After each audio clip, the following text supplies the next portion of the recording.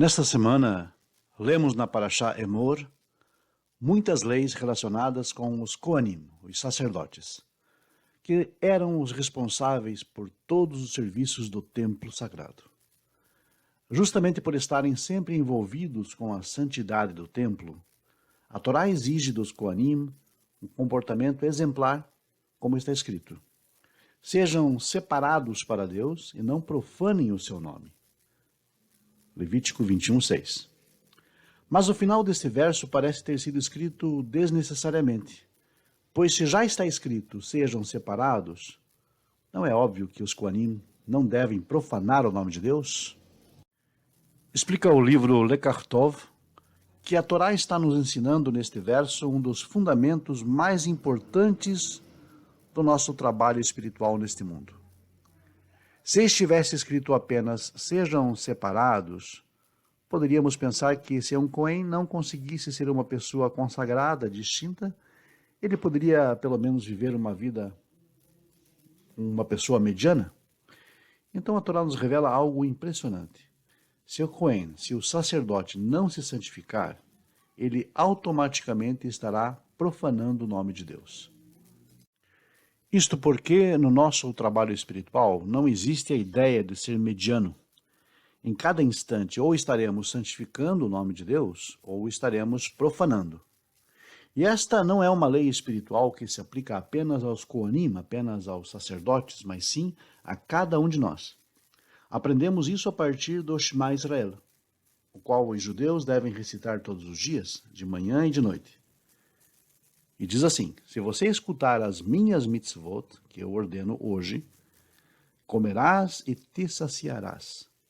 Mas tenha cuidado para que o teu coração não se corrompa, e você se desvie e passe a servir outros deuses e se curve diante deles. Por que será que não há nenhuma transição intermediária entre o início, que trata de quando estamos seguindo o caminho de Deus, e o final, que fala de servir outros deuses? A realidade espiritual é como uma escada rolante que desce. Ou nós estamos nos esforçando e subindo, ou automaticamente estamos descendo. Não existe ficar parado. Podemos aprender isso observando a própria natureza. Tudo no mundo tem um propósito e nada é por acaso. Por que Deus criou a força da gravidade? Se quisesse, ele poderia nos manter flutuando sobre o chão. A força da gravidade nos ensina que matéria atrai matéria. E para afastar, é necessário colocar energia constante. Por exemplo, para um foguete sair da atração gravitacional da Terra, ele precisa ter um motor potente que o impulsione para cima. Mas se por acaso o motor deixar de funcionar por alguns instantes, o que será que acontece? Bom, imediatamente o foguete começa a cair, atraído pelo material. O mesmo ocorre com a nossa espiritualidade. Nós temos uma parte material, que é o corpo, que constantemente está sendo puxado e atraído pelo materialismo, pelos prazeres imediatos.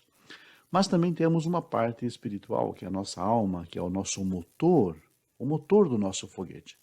Quando desligamos o motor, isto é, quando deixamos o corpo controlar e decidir nossa vida, entramos em queda livre espiritual. Para crescer é preciso esforço, empenho.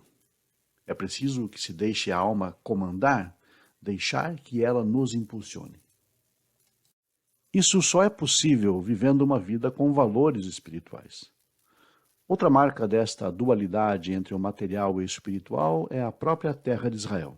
O ponto mais elevado espiritualmente do mundo é o Kodesh HaKodashim, o Santo dos Santos, que fica em Jerusalém, Israel. Ou seja, onde situava-se antigamente o templo sagrado e a sua parte mais consagrada. O ponto geográfico mais baixo do planeta também se localiza em Israel, no Mar Morto, a 400 metros abaixo do nível do mar. Coincidência? Certamente que não. Israel representa um grande potencial de espiritualidade. Se a pessoa procura em Israel a espiritualidade, não há lugar mais propício para o crescimento. Porém, se a pessoa procura em Israel o materialismo, encontra muitos problemas e dificuldades. Apesar de Israel ser uma potência mundial com grandes avanços tecnológicos, sofre com vários problemas sociais, normais no mundo todo. Em locais não religiosos, há muito uso de drogas, um elevadíssimo nível de violência juvenil, um dos piores do mundo. Já nas cidades onde as pessoas estão mais conectadas com os ensinamentos da Torá, a situação é o oposto. A cidade de Bnei Brak, por exemplo, não tem delegacia de polícia. As frutas são vendidas na rua, isto é, o vendedor deixa na rua as frutas com o preço marcado e uma caixinha onde o comprador coloca o dinheiro. Portanto, a Torá nos ensina que nosso objetivo é sempre estar vivendo com santidade, com distinção, aproveitando as oportunidades, não deixando o crescimento espiritual para depois. A promoção na empresa pode esperar, o carro novo pode esperar, a casa nova pode esperar, mas a espiritualidade não espera. E se a deixarmos ir embora, talvez ela não volte nunca mais. Parashat Emor traz, entre outros assuntos, uma das mitzvot que os judeus estão cumprindo nesses dias, a contagem do Homer. Assim diz o verso: e contem para vocês, desde o dia após o descanso, desde o dia em que vocês trouxerem o Homer, que é a oferta de cereais, que é erguido, 7 semanas completas serão. Até o final da 7ª semana, vocês devem contar 50 dias. Levítico 23, 15, 16. A Torá ordena que os judeus comecem a contar 49 dias a partir do 2º dia de Pessach, quando a oferta do Homer era oferecida no Beit HaMikdash, no templo sagrado, de forma progressiva até o 50º dia, que é a festa de Shavuot. Porém, se prestarmos atenção à linguagem do verso, surge uma pergunta. Por que a Torá diz, contem para vocês, e não apenas contem? Quando o povo judeu saiu do Egito, as pessoas estavam em um nível muito baixo, no nível 49 da impureza espiritual.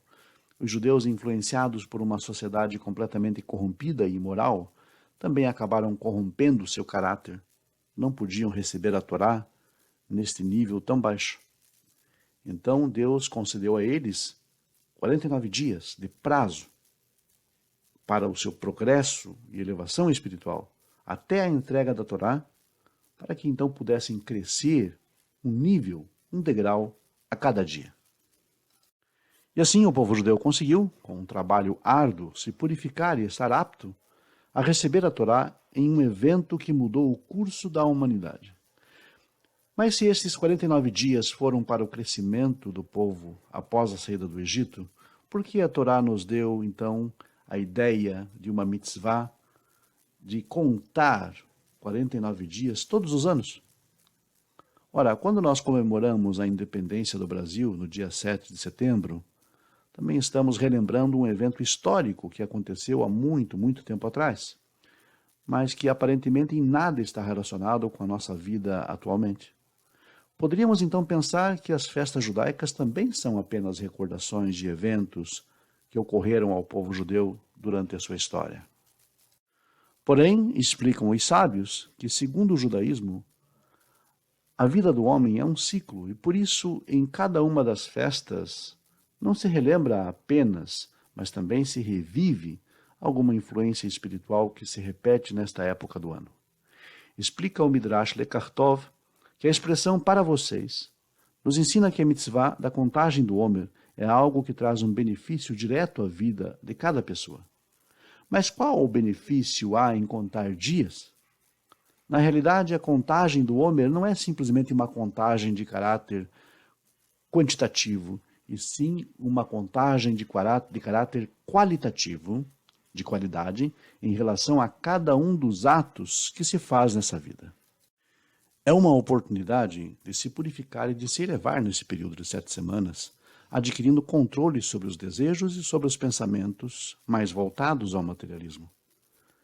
Quando uma pessoa vende algo e recebe notas de elevado valor, essa pessoa conta cada nota com muita atenção, mas não apenas verifica a quantidade de dinheiro, ele também examina a qualidade das notas, até para saber se são verdadeiras, se são legítimas. Assim também a contagem. Na contagem, então, deve-se examinar a legitimidade de cada ação. Deve-se verificar a cada dia, então, se os atos são corretos ou não e quais são os pontos aonde se pode melhorar. E como sempre, a nossa mensagem final: se você gostou desse vídeo, curta, compartilhe com seus amigos, contatos e redes sociais. E se você ainda não for inscrito, se inscreva, ative as notificações, que teremos mais conteúdo acerca da Torá e acerca dos sentidos mais sutis do texto da lei divina. Até o próximo estudo, então. Muito obrigado a todos e até lá.